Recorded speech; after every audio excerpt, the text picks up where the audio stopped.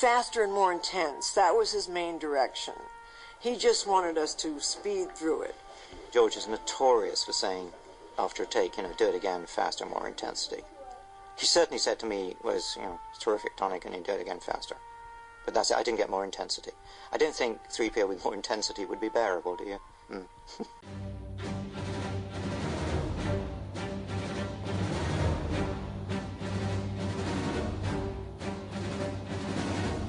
Well, hello everyone, and welcome to Faster and More Intense. I am your host, Shiloh Camrath, and joining me, as he always does, is my co-host, George Costel.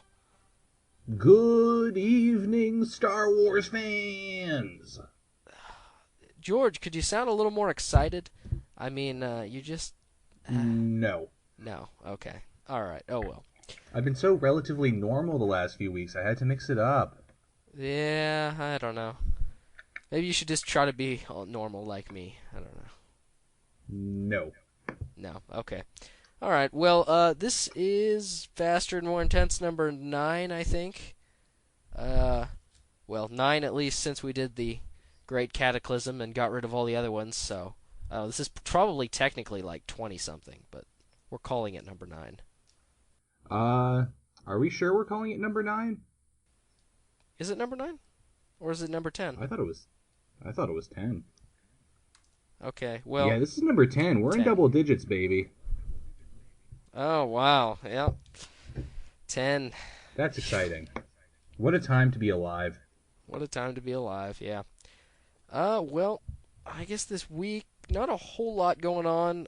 We did have our usual Rebels episode, which actually was a pretty good episode. I would say Honorable Ones is definitely my favorite of Season 2, if not definitely in my top 3 for all of Rebels, I think. It's a pretty good one. And then... Definitely. Yeah, and then also we had the Kanan number 11 comic. Mm-hmm. Yep, and that one we actually weren't a part of. That one Matt and Henry did this week.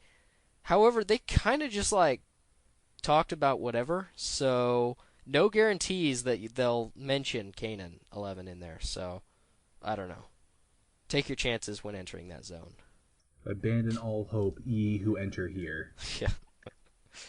Yeah. Well, yeah, there's that, and then not really much any news this week, so I think we're just gonna sit around and talk about our feelings. Actually, what we did with Star Wars this week, I guess. Should I go first? I'll go first.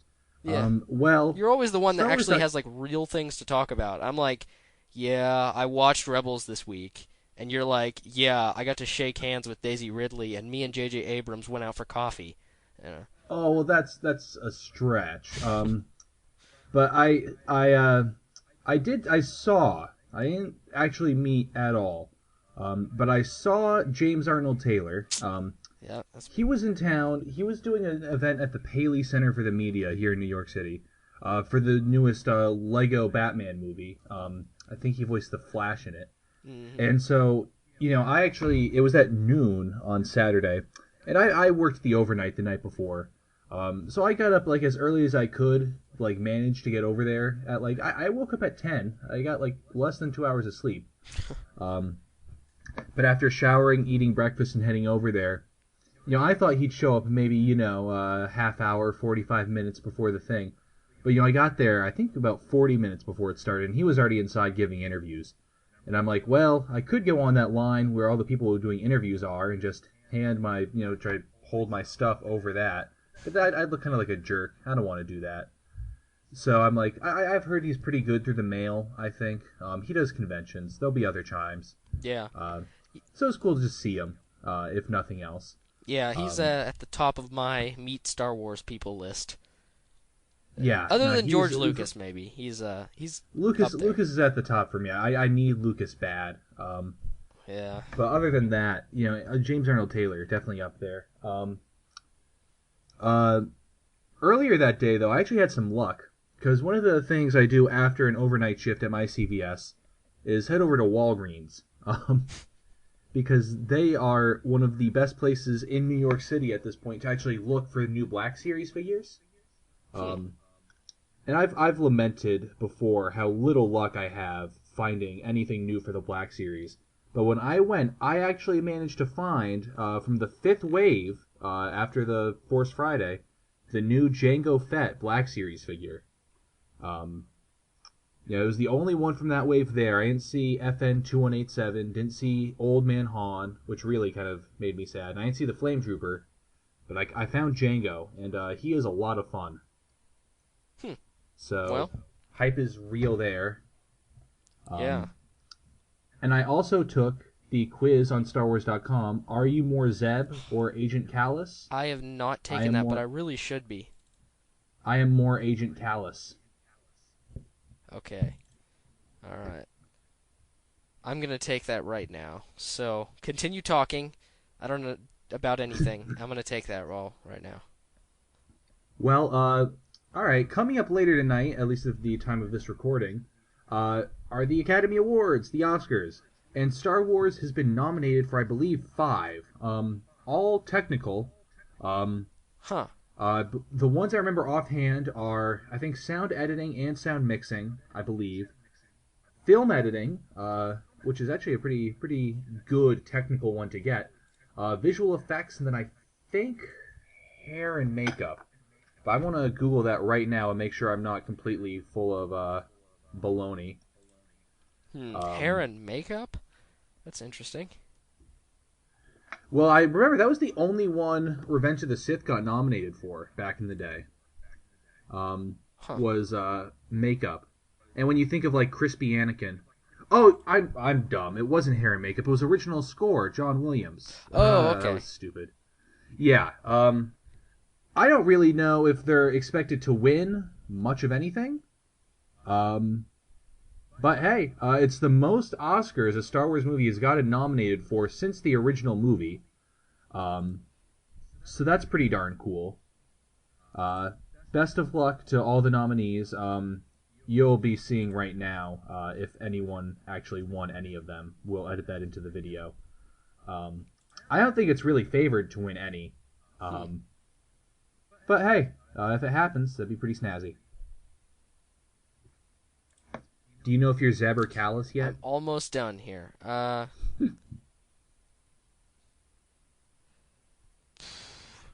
Agent Callus. Big surprise. All right, there we go. Yep. We're a bunch of pals With here. sharp style and supreme confidence, you're destined for greatness. I can get behind that. Yep. All right. Here's a little game for us.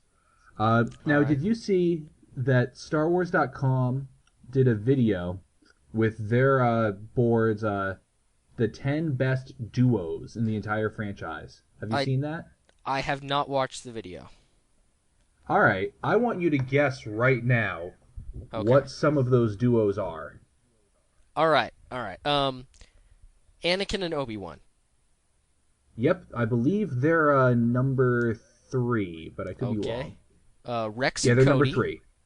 Rex and Cody are on there. They're more towards the middle of the list, upper middle. Okay. I think they're number 9, actually. They're number 8. I'm sorry. Darth Vader and Emperor Palpatine. I don't think they made it, actually. What? Well, here's the thing. No one read Lords of the Sith.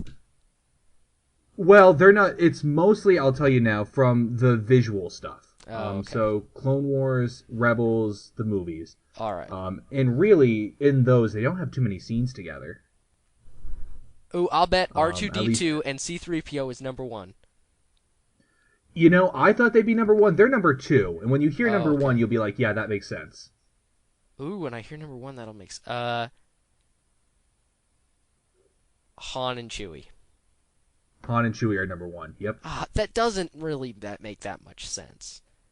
Because, I mean, they don't even do a lot together. I mean, R2-D2 and C-3PO are like a duo together. from like the beginning. They're always together. Chewie and Han... That's not true. R2 and 3PO are barely together in Phantom Menace. Chewie and Han are practically always on screen together. Yeah, but they don't do much together. I mean... They have... I think you can make a case for either one. Don't get me wrong. Like I said, I thought R2 and 3PO would be number 1. But Han and Chewie, I can't argue against, really. I don't think. Yeah, I think they should be like 3 or 4, maybe. I mean, that to Who me, would you that's put in just front like of 'em? original trilogy nostalgia. I don't know. Well, let's see here. Well, as far as working together, I mean, Han and Chewie don't do that much together. They do everything together.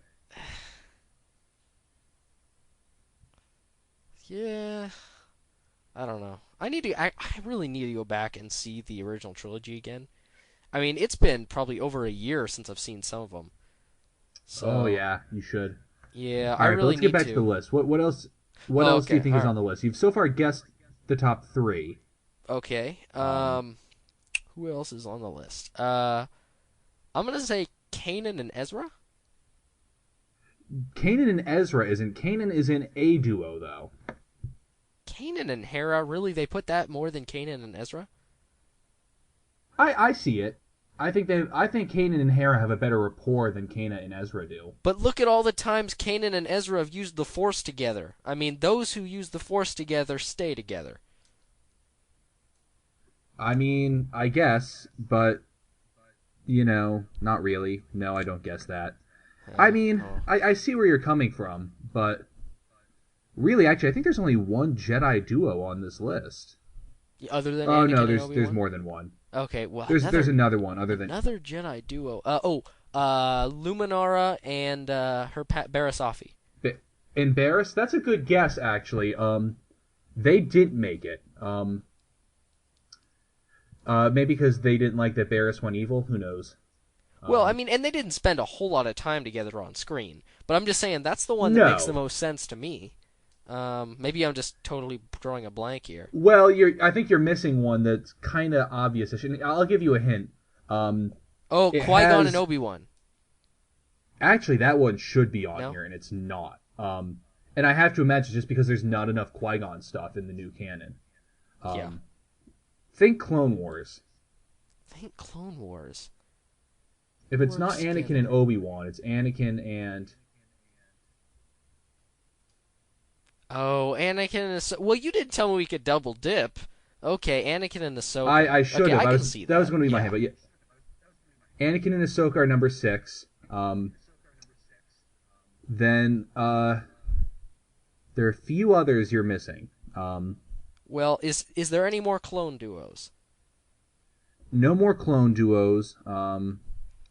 Actually, no more duos from animation. It's all movie from here on out. Okay, Anakin and Padme? Nope. Okay, Tarkin and Vader? Nope, but I like that one. I mean, if you read Tarkin, I mean, that's a gimme right there. Again, just don't, okay, don't yeah. read into the... Oh, you're right. You said all screen. Okay. Into the novels. Lando and Han. Not Lando and Han. Lando and Lobot. Yeah, they're number 9. Okay. It's pretty far and down. That I almost have to imagine. Because I mean they're a good team in the movie, but the comic did so much for him there. I have to imagine that contributed. Mm-hmm.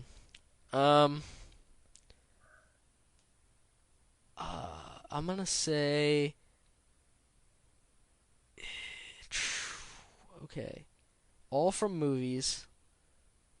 I'll give you a hint. There's one duo from The Force Awakens. Oh, we can use Force Awakens. I keep forgetting that's a Star Wars movie. Mm-hmm. Yeah. Okay. It's gonna be Poe and Finn. It's Finn and Rey. Yeah. Well, but they're not a duo though. They never they didn't do much together. The people again, they had much more. They were together much more than Finn and Poe were. Like I kind of agree. I think Finn and Poe made more of an impression on me in the 10 minutes they had together. But I mean, if you're just looking at the movie, Rey and Finn, I still think they had a very good rapport. Yeah. Yeah, I'm when with I think you. of a duo, though, I'm thinking like two people that are on the same page that are just, they're going, they're just, I don't know. It always seemed like that's Finn fair. and Rey never really, they both seemed like they were kind of on different journeys this whole time. Whereas Poe and Finn, it's like, I can understand it, Yeah, it's fair. I think that's, Rey as a Jedi, she has to stand more alone. But I mean, I see it. I agree with you. I'm kind of surprised that Rey and Finn is number 4, which really surprised me. Oh, that doesn't. Because, like I said, really liked their relationship, but I'm with you. I like Rey and Poe, or Finn and Poe more. Yeah, and I mean, I think even like Cody and Rex have more of a duo type relationship than even Rey or... I don't see that. Cody and Rex, I feel like didn't do much together in the Clone Wars. They had rookies. They had like a few other arcs, and they were good when they were together. Well, Cody got knocked out in the Bad Batch real quickly, though. So I haven't seen the Bad Batch yet. I've missed it, but I mean, Cody and Rex were a strong duo early on in the Clone Wars, but like as they went along, Cody really got kind of shafted as the series went along. That is very true. Of, like new clones. And I think the reason is because we all know he turned bad. Yeah, no, I honestly agree. But you're missing 2 duos. All right, give me a hint though. One of them has Luke Skywalker in it. Oh, Luke and Han? Nope. Luke and Leia? Nope. What? Luke and Ben? Nope. Luke and R2? Yep. So we can do droids and humans. Yeah, they're a duo. Well, I guess that's true. I mean... X-Wing buddies. Well, they're together okay, for all of Empire Strikes Back. Yeah, I can see that now. Okay. Yeah. They got Empire, and then again, if you do want to look at the books, Heir to the Jedi, the 2 of them. Yeah, that's true. Okay, all right, I see that one. And number 10, I don't think you'll ever guess. So I'm just going to give it to you. I thought this was really funny. Just give me one of them. Ponda Baba. Do you even know who that is? What? Yeah, Ponda Baba and Dr. Evazan. What? Yeah, very, very dark horse candidates making it onto the list at number 10. I mean, they are definitely a duo. But they have like he 4 like seconds you. of screen time. I don't like you either. Yeah, they don't have much screen time, but I gotta tell you, I use Dr. Evazan's line so often. I cannot be mad at their inclusion. Oh well. I still think either Vader and Palpatine or Vader and Tarkin should have got on there. Ahead of Ponda Baba and what's-his-face. Dr. Evazan? Yeah, don't be knocking Ponda Baba and Dr. Evazan. Hey, it's hard not to knock it when his name is Ponda Baba. I mean... That's fair. Yeah. Alright, well, I think we fulfilled our quota here for the beginning, so maybe we should move on to Rebels now, I guess? Yeah, it's enough shenanigans for the day. Yeah. From us, at least. You still have Henry and Matt to look forward to. Oh, yes. Yep. Alright, well, yeah, so actually we talked Rebels with Nico Adler from the Hotspot, so that is coming right up.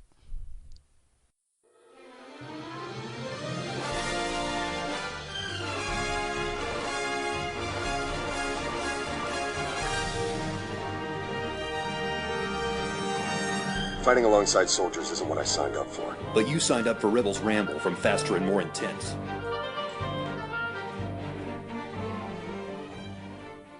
Alright, so today for Rebels, we're going to be discussing episode 15 or 17, depending on how you count it, the Honorable Ones. And joining us to discuss this episode is Nico Adler from the Hotspot. Hey guys, thank you for having me on your show. Yeah, it's great to have you. Alright, well, let's just hop right into this amazing episode of Rebels, in my humble opinion. Nico, why don't we start with you? What was your kind of general impressions of the show? I really liked it. I think it's definitely one of the best of the seasons. But, we've seen this so many times before, where 2 enemies have to rely on each other to survive. So initially, I didn't think it was gonna work as well as it did. But it was really the ending that really made the episode what it was, with Callus, sitting alone and realizing that the Empire isn't what he thought it was. Mm-hmm. Yeah, I agree. And have you read the book Lost Stars? I have not yet. I have it, but I've not read it yet.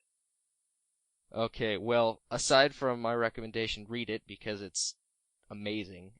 It's very similar. One of the main characters in there kind of goes through this arc of slowly realizing how cold and unfeeling the Empire is, and yeah, it definitely reminded me of that. Yeah, I also thought it was really good. Probably my favorite of the season, I think. Not sure if it's my favorite of the whole series. But yeah, I just really liked. I mean, this episode did really well, and I think we've talked about this before, but I think Rebels is at its finest when it's not doing big plots, because it's proven over and over again it doesn't handle that too terribly well, but what it does handle very well are good character moments, and very character-driven stories. That's true. Yeah, I agree. And the plot to this episode is really kind of, can be pretty quickly summed up. They get stranded, they get rescued. That's essentially what happens. But it's just filled with all these great character moments for Zeb, and especially for Callus, who I think really needed them. The fact that they have, an actor, David Oyelowo, who is literally an Oscar caliber actor, voicing this character who has up to now essentially been a one-dimensional villain, feels like kind of a waste. And so, I think they let him play around a bit. I think he had to, more to work with. You could tell at times he was having a little more fun with it, I thought. So I thought it was a great episode for Callus. I love to see them, kind of work the Imperial side of things. I go on and on about how much I like Veers. And there's a reason for that. And a lot of it has to do with, I just think he's an interesting Imperial character. And I think this kind of gave us a lot of the backstory we needed for Callus, as well as, like you said, the ending of the episode being fantastic, setting up, potential future doubts as to, the legitimacy of the Empire's mission and their goal. Mm-hmm. Yeah. It was, and that's been one of the complaints about this series is that, all the Empire's villains are just portrayed one-dimensional. And it's really awesome to see, especially Callus, who I think on the Imperial side is probably the most interesting. Just, being able to get this character development that we have seen in other books, like Lost Stars, where we learn that, a lot of Imperials are good people stuck in a bad system kind of thing. So, I can't wait to see what they do with this character going forward. Definitely. Mm-hmm. I was never expecting this to happen to Callus. Mm-hmm. Yeah, when the series first came out, literally in the first, I don't know, 4 episodes, 5 episodes, I thought that they were maybe going to do something like, Callus was going to be the multi-dimensional Imperial, because he was just such an awesome character, just his look, the way he acted. But just as after those first couple episodes, and it became clear that Callus was just going to be the bad guy, I kind of lost hope until this episode, and I'm glad to say I was wrong. Yeah. No, I agree. I remember, I think we got our first real look at Callus at the Toy Fair before the series started. They showed an action figure of him. And you're right, immediately there, the look, just captured my imagination. Up-armored Imperial officer, I was really excited. And I think I would say that this is, the first episode that's really done him justice. And like you said, kind of living up to those hopes and expectations for him. This is the first one where he's moved beyond one dimension. And so for that alone, I think it's a really good, important episode for the series. Even if, as you said, the basic formula of the episode is, very cliche, derivative. Star Trek's done it, enemy mine. But if you're doing it well, there's a reason it's so common. Mm-hmm. Yeah. Alright, well, I guess before we hop into, we've talked about it a little about, the characters, but let's just kind of cover the basic, plot line of the story, and there is one thing that I really did like about the plot for this episode is they threw in some beautiful little new canon tidbits, namely, they're, above Geonosis, and they have the platforms for creating the Death Star. They've got allusions to the Geonosians been wiped out. And I really liked those allusions, especially when I was watching this. What I kept thinking back to was the book Tarkin, where the stuff around Geonosis was very much current, and you can definitely tell that this comes after that book, where, the Empire really doesn't have a need to keep everything secret anymore. To the point where, in Tarkin, it was, they had that complete system on lockdown, and now, these rebels can just stroll in and no one's there. Well, people are there, but, it's a trap. Yeah. I wonder what happened to Geonosians, too. Well, that was covered, and Pablo Hidalgo kind of teased this before the episode. But, in the early issues of the Vader comics, Vader goes to Geonosis. And he runs into a Geonosian queen who says, why do you think to come here, you who bombed our planet and, killed all of my children? Oh, yeah, I totally forgot about that issue. I mean, yeah, it is a while ago, really, really early in the story.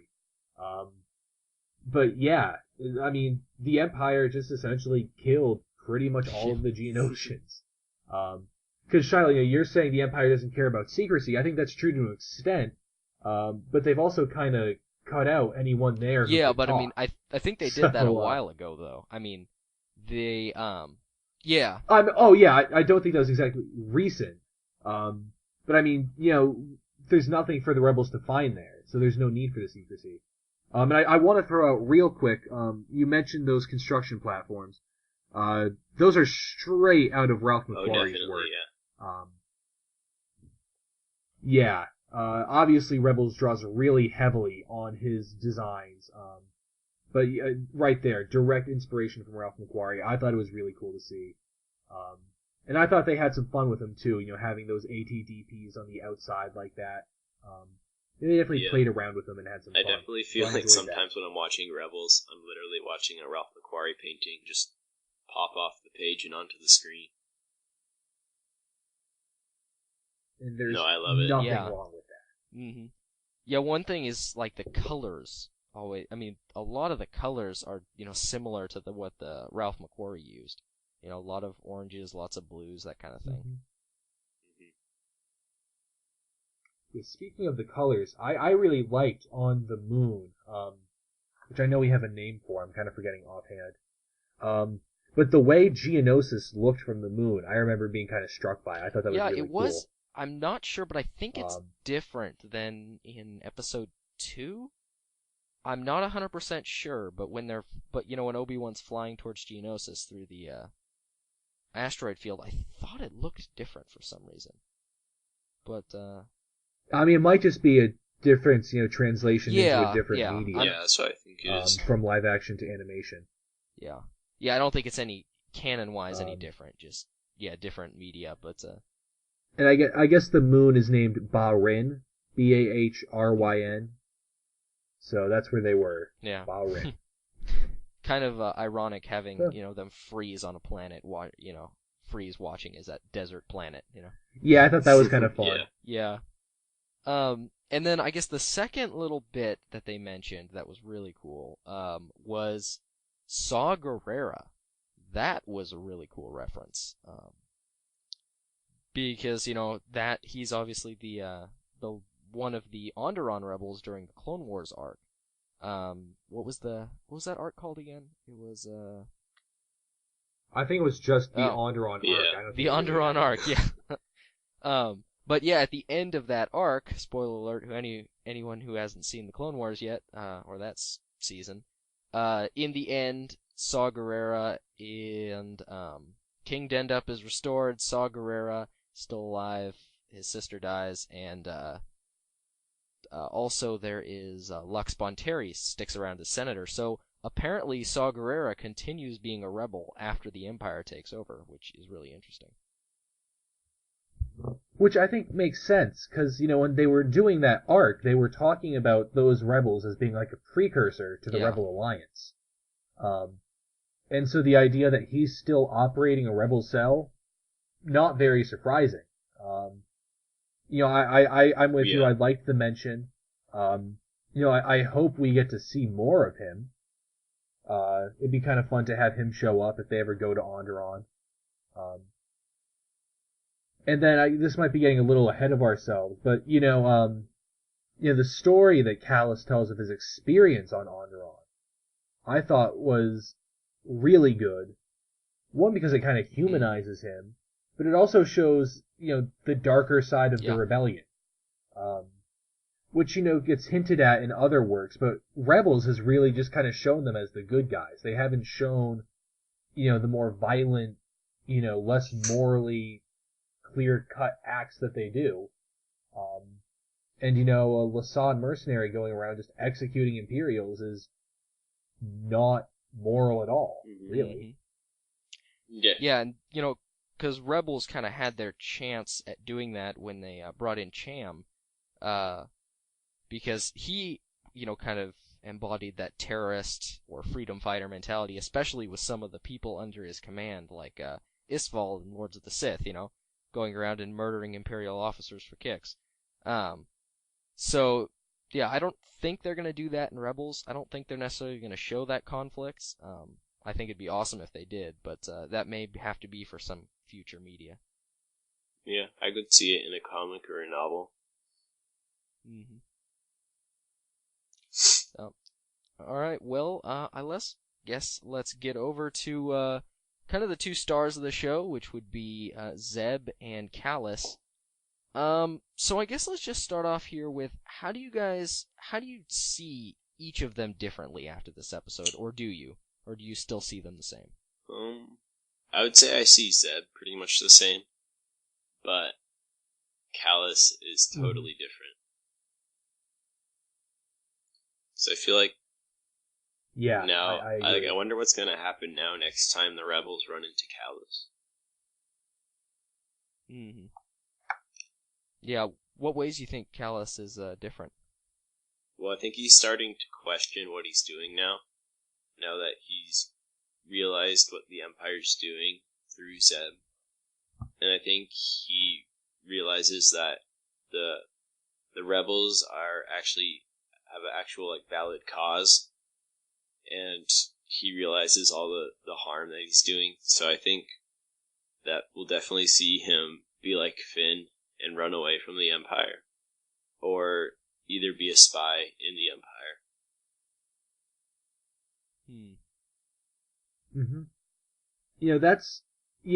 I agree. Certainly, we see Callus in a more sympathetic light.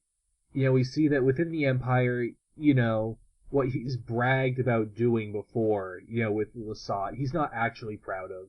He's braggadocious. The bow rifle as, almost paying homage to this fallen warrior as opposed to, taking it as a trophy. I thought that was a really nice touch. But yeah, I'm not sure if I'd enjoy him going to the Rebels. Because, no matter, if he might not actually be the worst guy in the world. They've shown he's sympathetic, that he might regret what happens at Lassan. But I mean, the end game it was still basically an entire world sterilized. Pretty much all of the, people there killed. And, Zeb at least now has the consolation of knowing that there's a whole nother planet of Lasat out there. But if he didn't, how do you think he would have taken Callus's apology? He probably would have felt a lot more empty. Yeah, that's why I think this episode worked, because Zeb could, I guess, forgive him in a way, because he knew that there was more Lasat out there. Mm-hmm. Yeah, and I'm still not sure if it reached forgiveness as much as understanding, maybe respect. Yeah. And I'm not... Because again, I mean, Zeb... I was just going to say, I'm not so sure, though, about Callus turning to the Rebels. I think if he did do something, he would do something similar to, what was the clone in Kanan, in the Kanan comics? Was it Gray or Styles? The one who, in the end, decided to save Kanan by turning on the rest of them. Yeah, I forget his name, but I know who you're talking about. I think it was. Okay. I think it was Styles. It was either Styles or Gray. I think you're if right. he did. Well, see, that's I think if he did where I am. anything, he would sacrifice himself to blow up the ship or something to let the rebels escape. Or next time there's a genocide, maybe he, blows up the ship or, stands in front of him or something. Something to atone for what he did, but not coming back. Similar to like what Darth Vader did in Episode 6. Here's what I like. Mm-hmm. Yeah. I like that. I think certainly if it was presented with another like case of genocide, he'd probably do what he could to stop it. I kind of like the idea, he's a member of the Imperial Security Bureau, which is as much about hunting spies as it is about, maintaining loyalty within the Empire. And so in that role, I could very much see him starting like his own investigation into like what happened at Geonosis, because it's clear he doesn't actually know all the details. Yeah, that's true. And so I can imagine him just delving into what the Empire's been up to, going down the rabbit hole, and eventually asking too many questions, realizing that it's really not the institution that he thought it was, and then having, the hammer come down on him from the inside. Yeah. That I could see happening. And that I think would be kind of fun. Yeah. I like it, even if they sent, Darth Vader to finish him off. I mean, that's a very, because that, something similar to that happened in the beginning of Tarkin. Yeah. Yeah. So, because that's a fitting end for anyone in the Star Wars universe. Yeah, if you can get killed by Darth Vader, that's you're going down in Star Wars history. Yeah, I could see him doing something like that where he saves the rebels, but then Darth Vader comes and just chokes him out.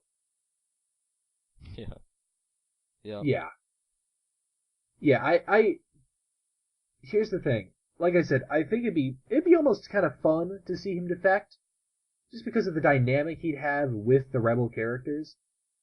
But at the same time, even though they've shown he's not such a bad guy, it'd be difficult for me to really believe that he could actually, like, full on just become a good guy and it would all be, sunshine and roses. Because, whether he wanted to or not, whether he meant to or not, whether he feels good about it or not, he killed, almost an entire species. And he kicked a stormtrooper in the face to his responsible doom. for their death.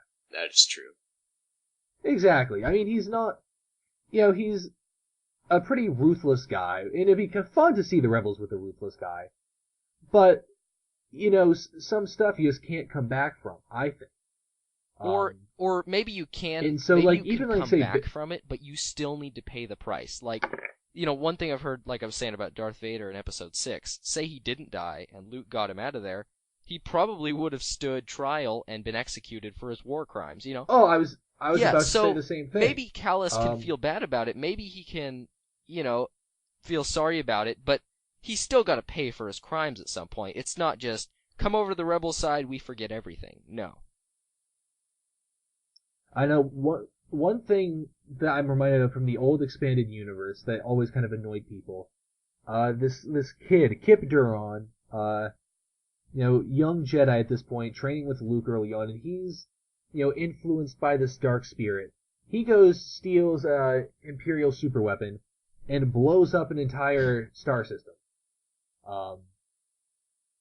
And then after that series, they're like, oh, well, you were corrupted by the dark side. It wasn't really you.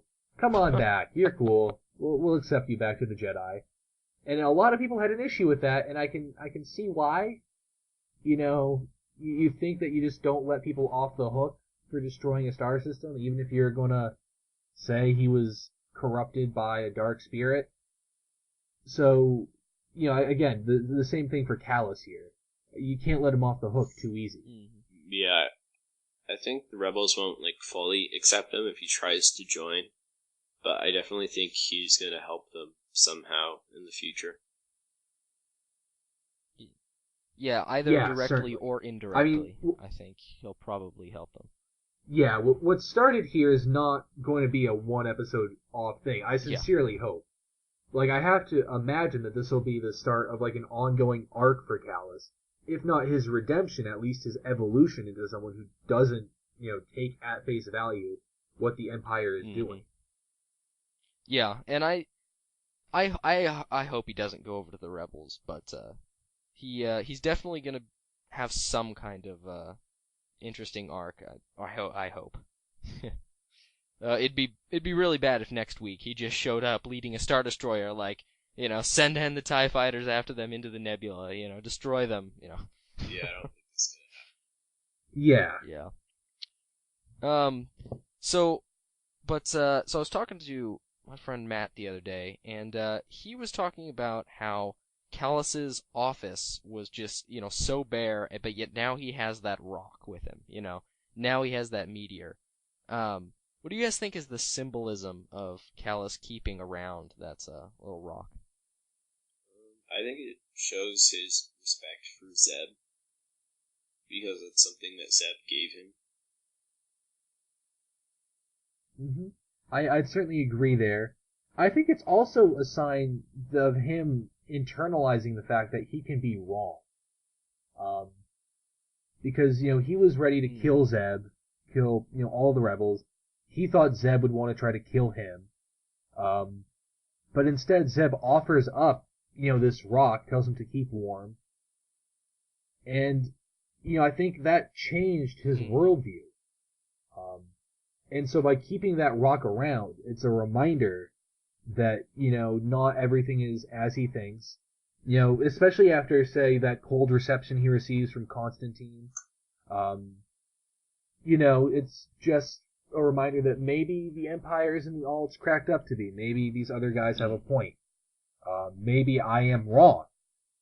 And I think that rock serves as an excellent symbol in that regard. And from what I heard, in the trivia section on StarWars.com for this episode, they talk about how Callus wasn't actually rescued by the Empire. He was rescued by a merchant ship. And when you see him come back into the ship, that's actually a week later, which does explain why he doesn't have his bowcaster as a splint anymore. Yeah, that makes more sense. Yeah. So, so the Empire, they gave the required, 12 hours, 24 hours to look for him, and then got out of there, moved on. So I think that's even more poignant, about how it wasn't even the Empire that rescued him. It was someone else. He gave up going with the rebels to hope in the Empire, and the Empire abandoned him. So, that, for me, that's what I kind of think that rock symbolizes, that's literally the only thing he has in this world, that where the rest of the whole Empire, his room, everything is cold and, austere. Nothing there for him that is actually his. Mm-hmm. That makes... Yeah, I think that's a very I like fair that point. theory. Mm-hmm. So we talked... Yeah, go ahead.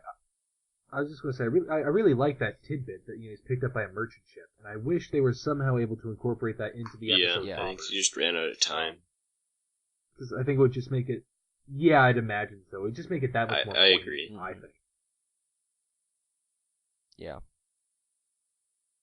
Yeah, so we've talked a little bit about Zeb, and definitely I agree that coming off of this last episode, it definitely makes a little more, flows a little better for his character. But I think the last episode plus this one, I think it was a great way to put it, because I think Zeb has now become way more interesting than, Sabine in my mind. They were kind of the two that had no backstory, but I think that Zeb has definitely become more interesting in that regard. I really like how they're growing his character finally. Yeah, I think Zeb just went way up in his character development. I mean, I still like Sabine more, but that's just because she's a Mando, but I think Zeb is a better character. Fair enough. Yeah, I think that's fair. Again, I agree with you. I think Sabine's cooler. I'm more excited for, say, a Sabine collectible coming out than I would be for a Zeb collectible. But I mean, I agree. Zeb is definitely the stronger character at this point. And I think the best way to look at it is that, essentially each of them have had two big character development episodes this season. And Zeb's had one fantastic one and one pretty solid one. Sabine had one pretty solid one, and then, the worst episode Wait, which of one the was season. that? So... Blood Sisters. Oh, yeah. I mean, maybe you don't hate it, but we've been I bashing didn't on think it. it was that bad, but it could have been better. It's not like a god-awful episode of television, but I definitely think it's the weakest of the season. Yeah. Which is too bad. I mean, there's potential there, and I want to learn more about Sabine still. But again, I just think, she needs more of a focus, and, hopefully coming up, maybe not this season, but next, we'll start to get And it. for me, what I find most interesting about her is not necessarily her as a character, but what she represents, as in her link to Mandalore and all the very interesting stories, that happened there, going even to Rex saying, I fought with Ahsoka Tano to the Siege of Mandalore. Yeah, okay, what happened what is there? the Siege of Mandalore, people? When he said that, I just freaked out. Yeah, because if you think about that, that means, the Siege of Mandalore must have happened after Ahsoka left the Order. Yeah. That means Rex must have left the army. Maybe. Why would Rex be fighting with Ahsoka on Mandalore, if Ahsoka's no longer a Jedi? Well, I completely forgot that line. But I remember seeing concept art for future Clone Wars episodes after where it was her with Bo-Katan. That was.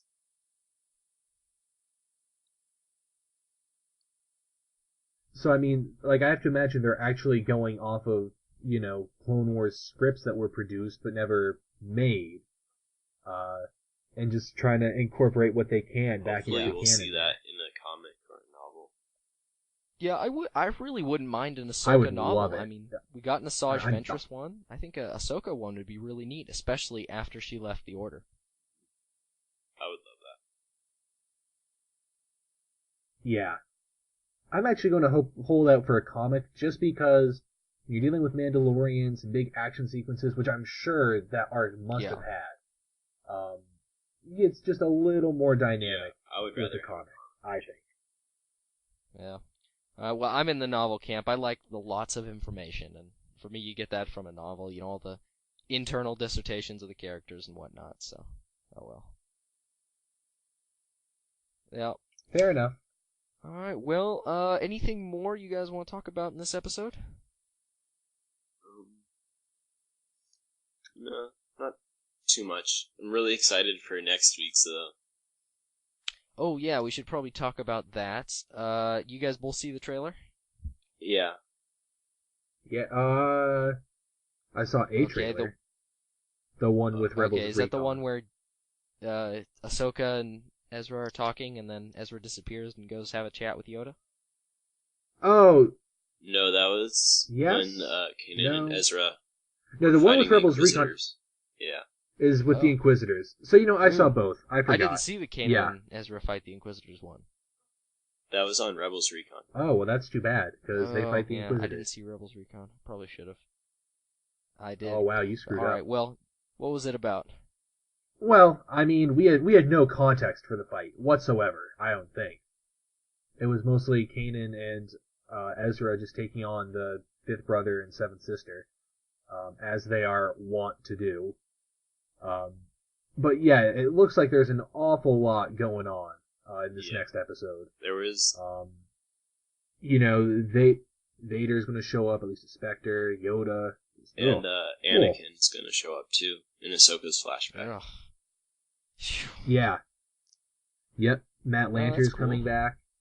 There's a lot to get excited for. Definitely. I think The next 5 episodes, I think, are going to be great. I think probably the best of the series. We have 5 more? Around there. Yep, 5 more. But remember, the last 2 are a 2-parter. So, 4 distinct stories. Do you think Darth Maul is going to appear in the next one? I think he's showing up in... is it the next one or the one after? I'm not sure. They haven't really said anything. Well, episode 17 is called The Forgotten Droid, which is going to involve Chopper getting left behind at an Imperial outpost, forming an unlikely friendship with an Imperial droid, and discovering a base location for the Rebels. I think I'm going to be gone that week. Yeah, it's too bad. Ugh. Then the next one is called Mystery of Chopper Base, which does not sound stellar, but involves Kanan, Ezra, and Ahsoka preparing to depart to unravel Vader's secret, while the rebels find a way to fend off the predatory creatures that occupy the planet, which I guess must be the base Chopper discovers. And then after that, we have the Twilight of the Apprentice arc. Do you guys think Ahsoka is gonna die? Well, it's called Twilight of the Apprentice, so I'm not instilled with confidence about her chances. I think she's going to go. I don't know if she's going to die, but either way, I think this is going to be her last Rebels episode. I mean, I hope not, but I think I don't think she's gonna make it. I don't want to commit one way or another. I'm going to say there's a distinct possibility she will die. I don't want to say it's going to happen, but I think it's, not if unlikely. They do it, I just want them to do it. I mean, I don't want them to squander this moment, because, I mean, this is a scene that has been waited for that has been speculated about ever since Ahsoka, walked down the temple steps. So, I really hope they pull this off well, because if they don't, that is going to be the biggest disappointment of the series so far. Yeah, Dave Filoni isn't gonna mess this one up. Yeah. Yeah, I have faith in Dave Filoni. I'm just not that much faith. So I really hope he does this one well. I think he will. Ahsoka is his baby, so yeah. Do you think Rex will go out too? What's the worst that could happen? What? Do you think Rex is gonna go out as well? I don't know. I really don't know. We haven't seen him very much, so I don't think he has to go. I mean, if he had been around a lot more, it may be time for him to go, but I mean, he seemed to be just a real supporting character, so I don't know if he necessarily has to leave anytime soon. Yeah, I think if Rex was going to go, he would have gone already. I think, honestly. Especially if they're hyping up Ahsoka's potential death.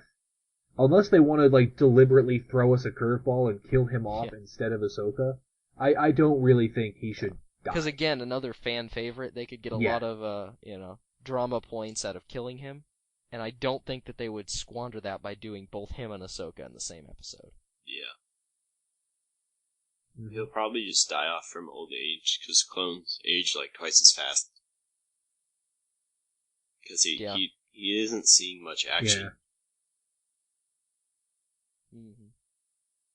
Yeah, that's true. Alright, We'll see. I'm just waiting for those other two clones to show up again. Wait, for what? Wolf and Gregor to show back up. That's true. I don't think we've seen them since the first episode, for the second episode of the Clone Arc, right? Huh. They're just hanging out somewhere. Yeah, I hope we see them. Whatever. Yeah.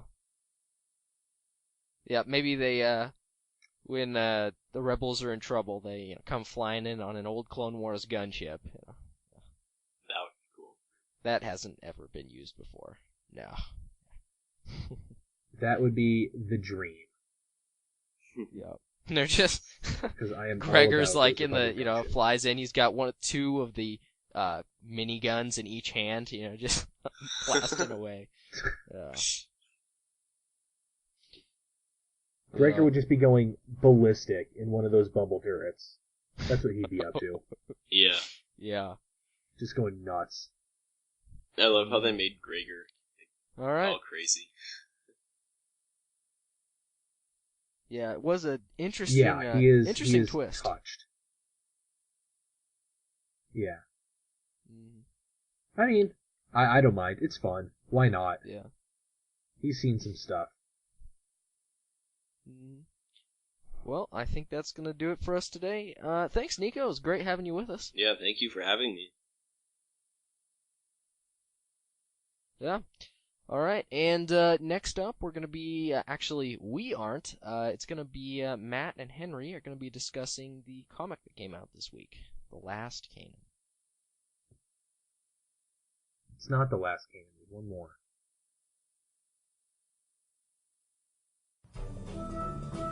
Kid, I've flown from one side of this galaxy to the other. I've seen a lot of strange stuff. But I've never seen anything as strange as galactic graphics from Faster and More Intense.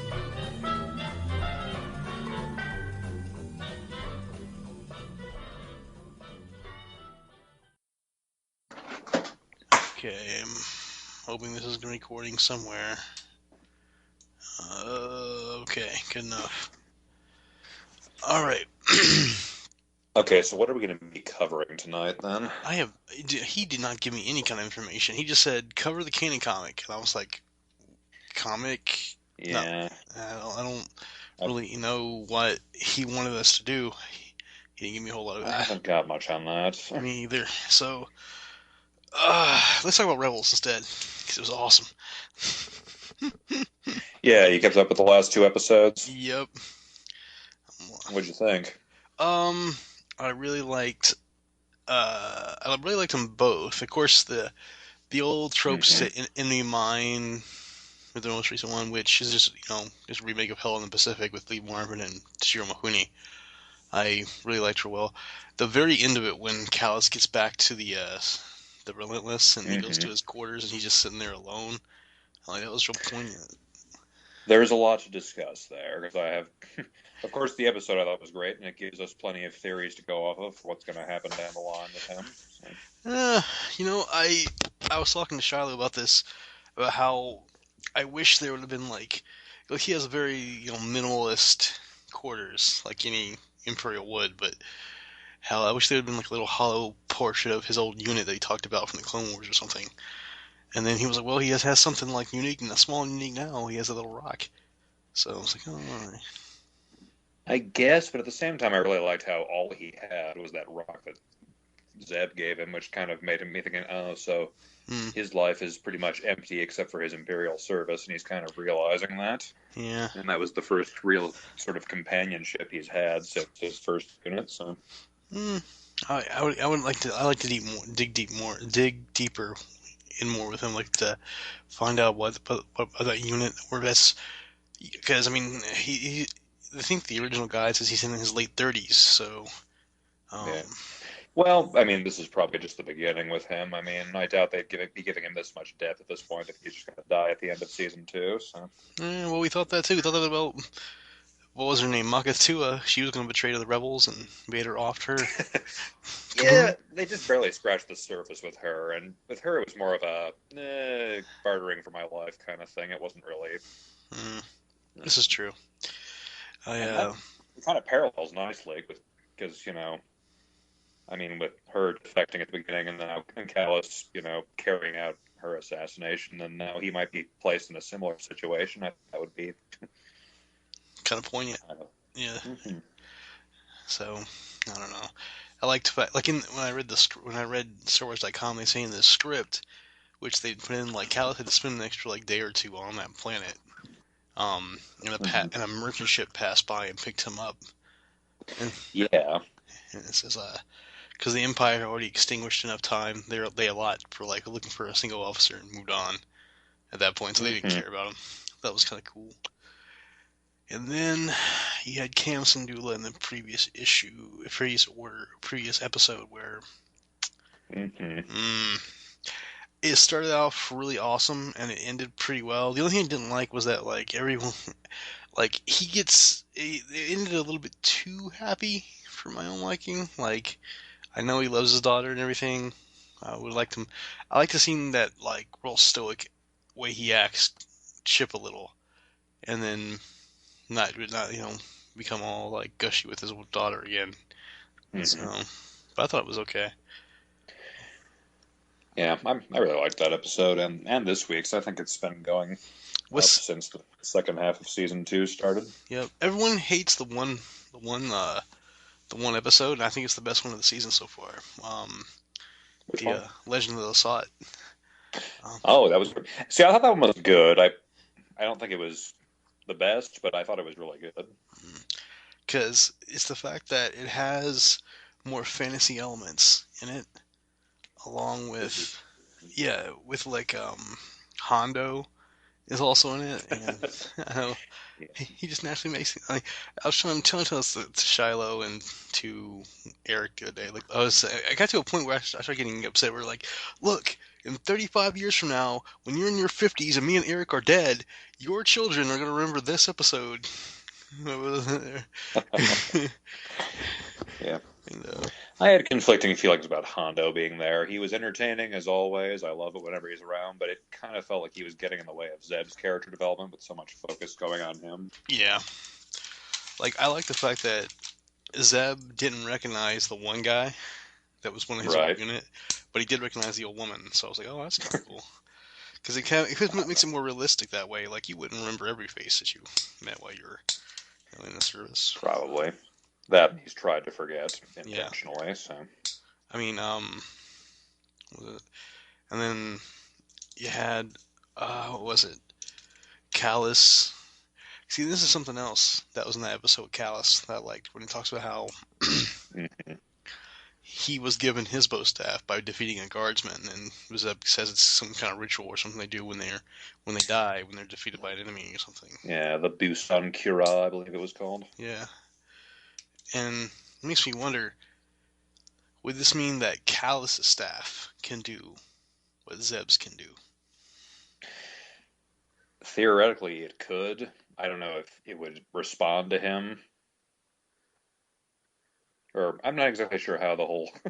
or if he'd know how to use it as the Ancient Ones did. I'm not exactly sure how that works, but hey, that's how fantasy works. This is true. So, all right, let me talk a little bit about this comic here. I don't even know if I'm going to do the opening for this. All right, welcome to Faster More Intense. My name is Matt White, and this is my co-host Henry Hammond. Good evening. Good enough. Okay, so Shiloh can edit that in. Okay, here we go. We're going to talk about real quickly. Go over the issue 11 of Kanan. First Blood, Part 5. Dun-dun-dun.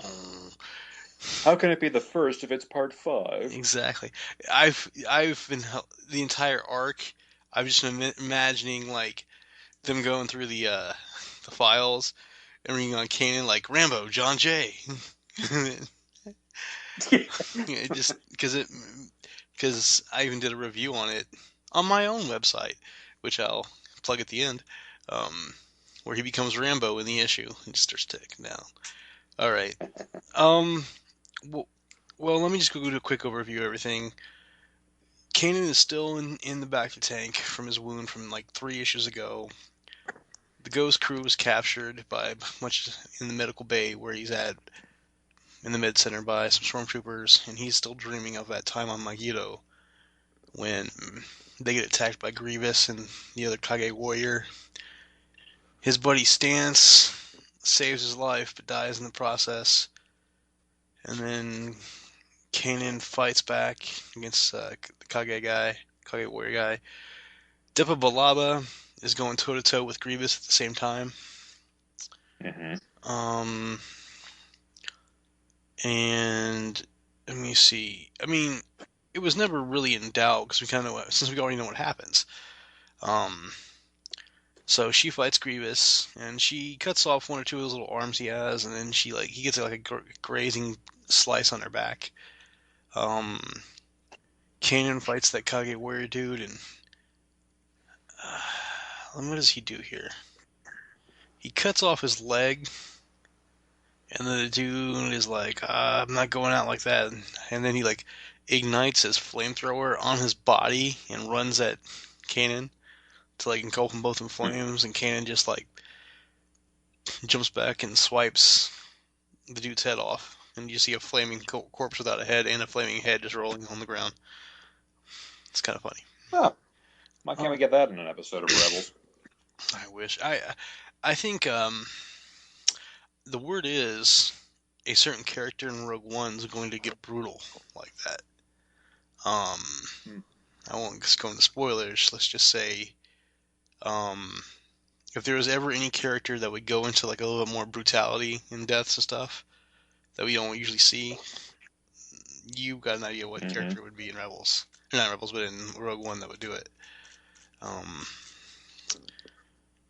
The issue itself is beautifully drawn. I've always liked Issa Larraz. Is it Pepe Larraz doing this still? I think so. Let me pull it up here on the first page. It is Pepe Larraz. I interviewed him about a year ago when he lives in Italy, but it was a rough interview because trying to get to talk to him. He's a real nice guy though. He loves doing stuff for his kids, and I've seen the artwork. I wonder if he ever uses his kids for some of the faces that he makes for young Kanan, because they're big-eyed style, really well done like that. You got to put yourself in your own art. So. Exactly. So anyway, at the end of the issue, Dehobalaba survives. Of course, Grievous gets away. They bury the one clone Stance that was Kanan's buddy, and then they tell him, "Hey, we're going off on the next mission." Well, as that ends and Kanan wakes up in the back of tank, he wakes up to see the Ghost Crew on their hands and knees, or on their knees with their hands behind their head by the stormtroopers, and that's when he decides to become John Rambo and explodes out of the back of the tank with his lightsaber somehow, and just cuts these dudes to pieces. So. Yeah. So it goes. So that's how the next to last issue of Kanan goes, and then of course issue 12 will be the final issue of Kanan the Last Padawan. So. And then Kanan will return in Thunderball. I'd really like him to do it. It's like the UK has a Rebels comic that's not released here. Yeah, I've been reading those actually. Where did you find them at? 'Cause I don't know where to get them at to read. They put them up on. There's a person on Tumblr who puts them up. I can't remember his name. It's of sequins and capes or something. Oh, let me look this up because there are a bunch of them that come up in the Rebels magazine, and some of them are actually fairly good. And a lot of them are actually told from the Imperial perspective, which I like. So nice. We should get more of that on the show. Yeah, Callus has gotten his own too. They did one about Oresco and Grint too, and let's see. What was it? They haven't done my favorite Imperial so far yet, then Admiral. Basically, you have to look them up. I'm sorry, what? Go ahead. Basically, I would just look them up by name in the Wikipedia for Star Wars, and then just search by title and by Tumblr, and you'll probably find the right one.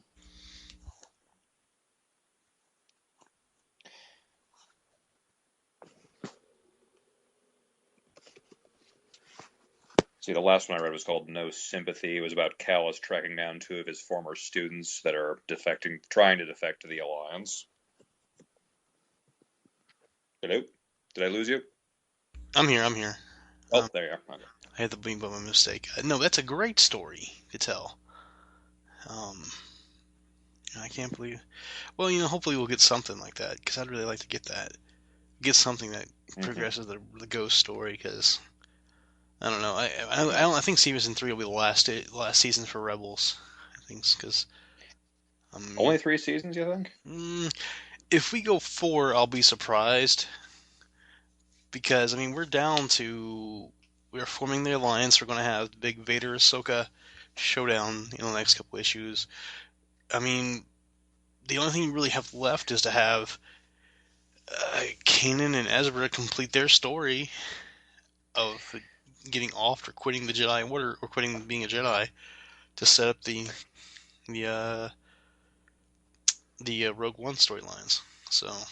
Yeah, I suppose. Imagine there'll be some time to Rogue One. They're already doing that with, the Death Star foreshadowing. And after the last episode, I'm kind of hoping Callus becomes their inside man for getting the plan. I was explaining that to because Shiloh doesn't know a lot of the old concept art from the 70s, and so I was explaining to him that those big orbital construction platforms are actually old Death Star, mini Death Stars that were supposed to be around Coruscant in the old concept of the Return of the Jedi back in the day. Yeah, were they supposed to be Death Stars? I thought they were just kind of generic space stations around Coruscant. They were supposed to be. They weren't called Death Stars. They were just like just space stations. But they had the super lasers on them though, like that. So okay. I don't know. Guys, back when Coruscant had the big lava pits underneath of it, and that's where the Emperor's throne room was before he changed that and made that Mustafar. Everything like that.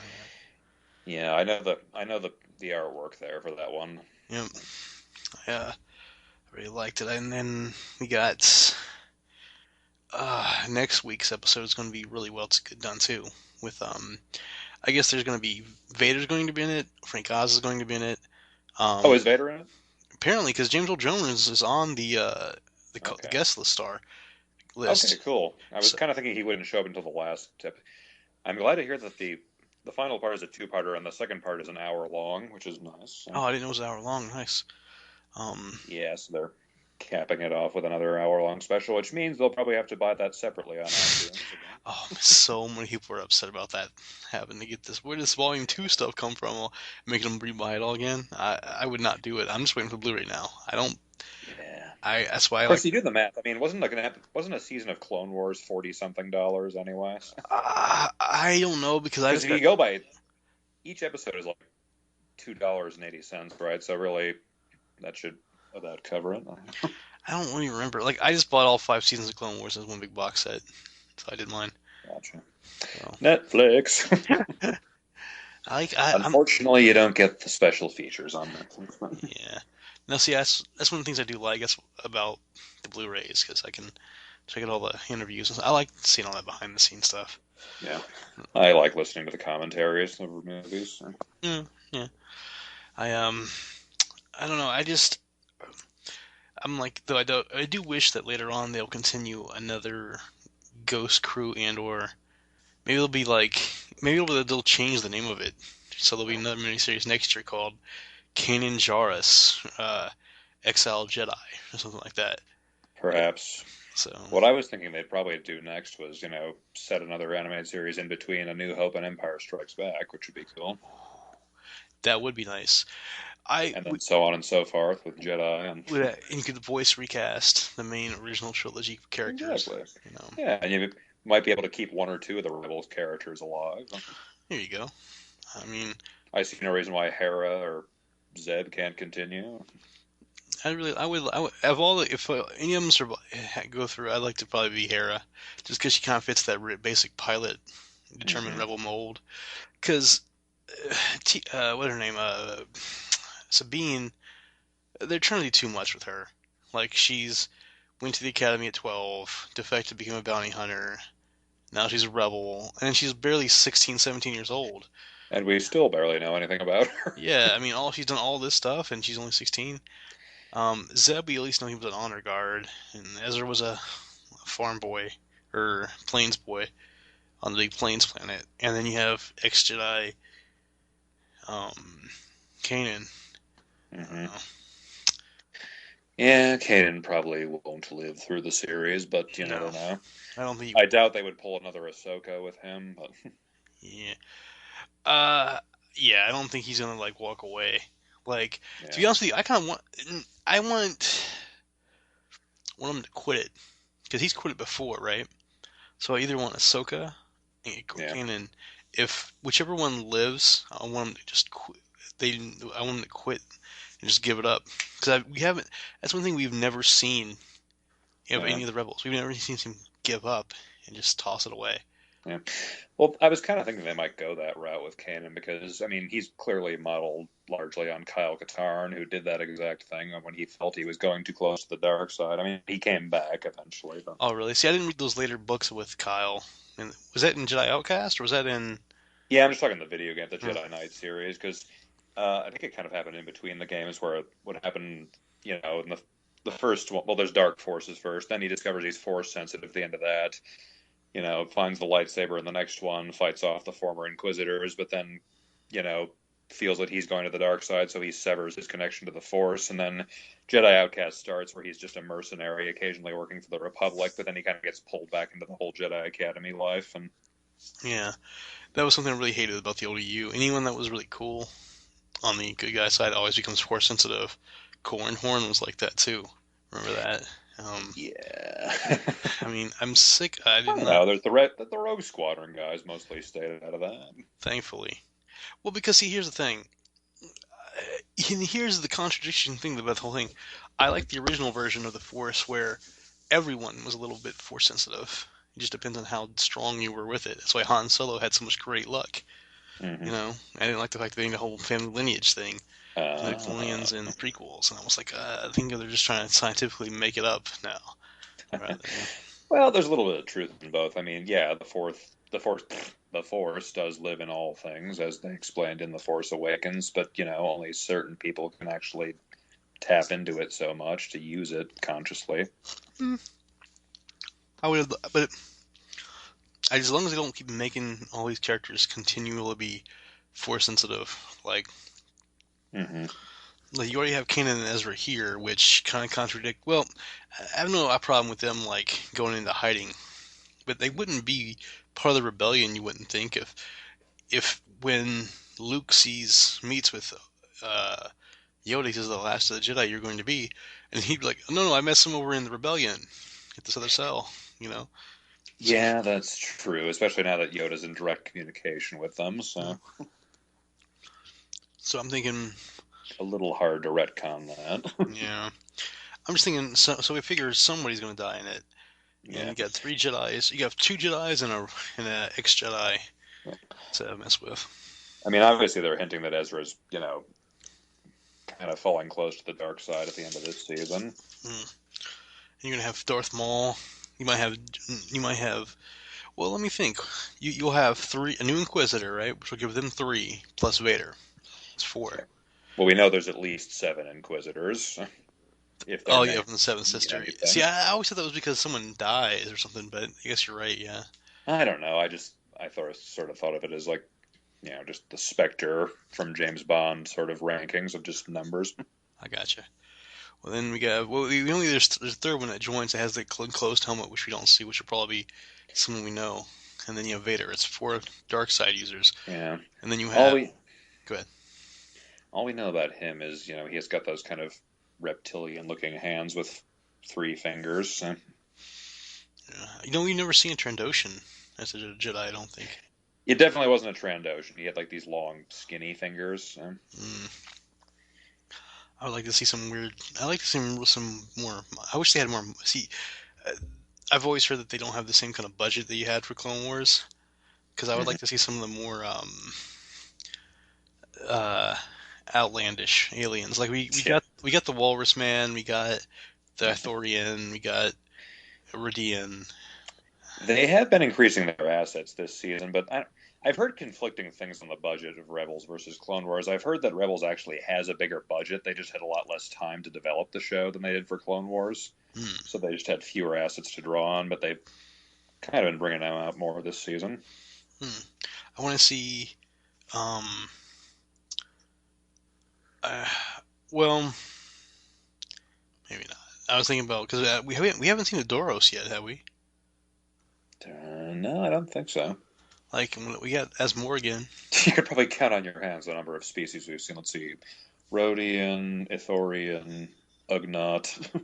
Oh yeah, there was Ugnaught, Wookiee, whatever the walrus face guy is. Aqualish. That's all that comes to mind.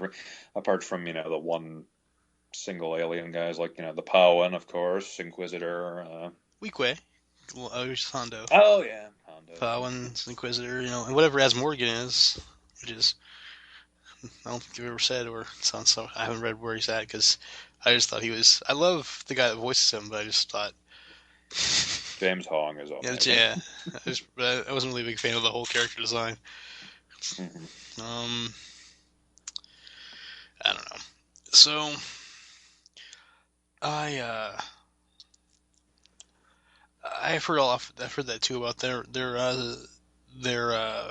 budgets and stuff. So I don't know. Well, you can get good stories that having a huge budget though, like the Cam Syndulla story. That's a very enclosed story. Yeah. And it uses the flurry from. Was it Truce Bakura? Wasn't it? Yeah.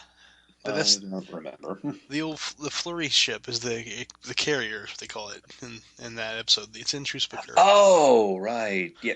I think they modified it slightly. I think it was based on that, but it was... Yeah, it actually has the bottom section, because in Truce Bakura, it only has one little section in the bottom rather than...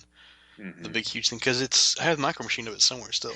That's right. Now I remember the look from the Essential Guide to Vehicles. That's right. Yep. So I was like, that's kind of cool. Like, I stuff like we got TIE bombers for the first time. I was like, that was yes, nice. I love it. I don't know. Well, we've sat here and ranted for how long now? 20-some minutes about something like that. Rebels. Let's try to wrap this up halfway decently so they can try to fit this in and edit. I'll let Shiloh try to edit. All right, so. Oh, was there any focus in here? All right. If you listen, anyone, Hasbro, if you're listening, we need more Rebels action figures. All right, I'm just saying. And Hasbro, if you're listening, put them in the black, the 3-inch black series too. Oh, yes, I am a SA fan. I just grabbed the Fifth Brother figure the other day. Oh, you're so lucky. I haven't even seen any. I've only seen Han, Resistance Ray, and the Haas Thug of that way so far. I just came across it at this one Target I was out at in Madison the other day, and I just happened to stop in and was like, oh, and there were a couple of them too, so they weren't going fast there. It was in a very little rural area, so in the city here they're harder to find. But yeah, because I should try that because I know I want to get Fifth Brother, and I'm gonna get Finn and the Tasu Leech, and of course Rex. Yes. And then I don't think the Seven Sisters is out yet, though. She is not. They only just showed the prototypes for her a few weeks ago, I think. Yeah, no. That she's one I'm definitely going to get. Just because all the because she comes with a little probot droid and the removable mask. So, I mean, that's more accessories than most of them get. So. Yeah. Alrighty, well, let's roll this up. All right, so Henry, should our wonderful viewers decide to look for you somewhere on the internet, where can they find you at? I do stuff on the Imperial shipyards and also the Rebel Scum forums. Excellent. I frequent both those regularly. Actually, Gotcha. I have not posted anything to there for a long time, but I've got a few more customs that I've come up with that I'm probably going to be uploading pictures to soon. So nice. I will definitely check this out. I've been diorama making, but it's been the slow go of it because I decided to start finding little doll miniatures to go with 3 3/4 line. I customized Old Joe. Oh, very nice. Yeah, which he didn't come out as great as I'd like. I gotta work some on his outfit. So let me guess, it's the Momo Nadon figure, the grayish one, but you added the voice box on him and everything. Well, it was the Power of the Force 2 one. I just took the jacket off and added the voice box and painted him gray. Yeah. That one. Okay. Yeah, I thought about using like the Saga one that came out later. I don't even know if they made a vintage collection one. They did not. No. Yeah. But I was pleased with the other ones we got. So. Yeah. Well, see, I didn't want to ruin it because I'd never tried to customize an Authorian yet, so I said, I'll use one of my extra Power of the Force 2 ones. And gotcha. It wasn't too bad. Anyway, so if our lovely listeners would like to reach me or my rants and or lewd comments regarding the Star Wars universe, you can always reach me at dejarictable.wordpress.com. I do figure reviews, comic reviews, all kinds of ranting about action figures as well. That's right. I should mention one last thing.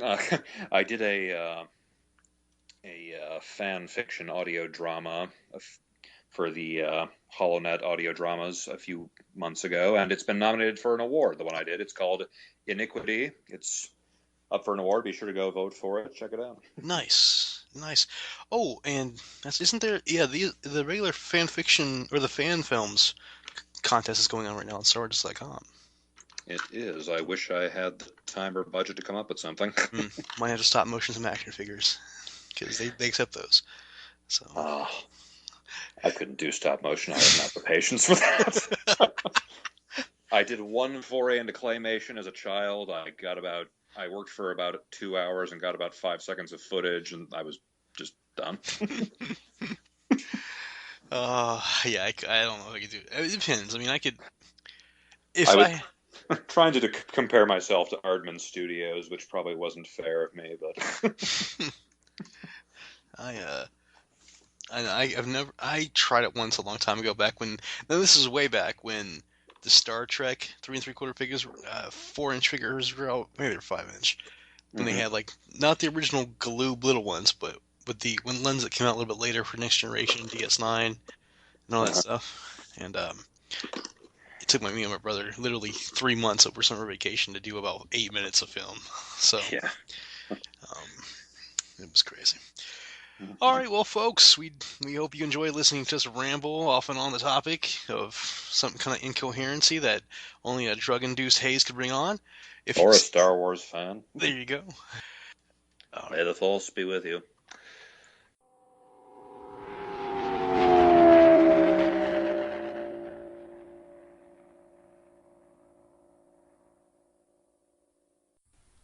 And that is going to do it this week for us from Faster and More Intense. Coming up next week, we'll be talking about the next episode of Rebels, Shroud of Darkness. Looks really exciting. Inquisitor's going to be in it. Matt Lanter is returning as Anakin. Frank Oz is going to be Yoda. It's going to be a party. Oh, man, I cannot wait to see an Ahsoka and a Force Ghost Anakin talk. That is, or even a Vision kind of thing. Oh, it's going to be awesome. Cannot wait. We'll see. I don't even know. I know it'll be a Vision hologram, but either way, should be a lot of fun. Yeah, I really like the art they did with him, too. The stylization is pretty cool. I need to take a look at that again. I remember it from the trailer, but I don't have a perfect image of it in my head. I feel like I have to know. This episode is called Shroud of Darkness. And I have a feeling the only reason it's titled that is because they already called an episode from the Clone Wars Cloak of Darkness. So you think they wanted to do Cloak of Darkness and then decided, oh, we can't use that over again, let's call it a Shroud? I think they just might need to be a little more creative with their names. That's all I'm driving at. Well, let's see. Cloak of Darkness, I'm pretty sure Cloak of Deception was a novel from the EU. Yeah, I'm trying to think, though, Cloak of Darkness, what that episode is about. I really should know That's the one with Captain Argaius and Ventress rescuing Gunray. Yes. That's a Season 1 episode. They used that title early. Yeah, that's true. Okay. Yeah, okay, I remember that. And again, I wonder... Oh, yeah. I was just going to say, speaking of cloaks, Cloak of Deception is an EU novel. Okay. Yeah, so maybe this episode will be similar to Cloak of Darkness. I don't think it will, but I would be pretty impressed. Be interesting. Yeah. Also coming out next week is the next issue of Darth Vader. That is going to be Darth Vader 17, I think. I'll make sure for you. Last time we talked about Vader, we raved about the issue. It's Darth Vader 17. This one looks like a lot of fun. The cover, I think, is pretty fantastic. Get hyped. Yep. And maybe we'll find out who the masked man is. I don't know. The guy with the mask. Again. Yes. So, should be pretty fun. Lots to look forward to. Yep. Well, we'll see if it continues its streak of really good comics. I don't know. We can only hope. Yep. All right. Well, that's about it, I think. Yep. So, Shiloh, people wanted to find us. How would they do so? Well, you can always send us an email at fasterandmoreintense@gmail.com. You can find us on Twitter at FMI Podcasting. You can find us on Facebook at Facebook/fasterandmoreintense. You can now also find us on YouTube at Faster and More Intense Podcasting. And the most recent addition to this long list of sites is on iTunes now. We are on iTunes at Faster and More Intense Podcasting. So go on there, leave us a review, rate the show. We'd love to hear from you. All right.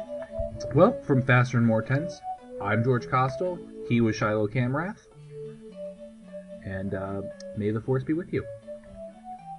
Always.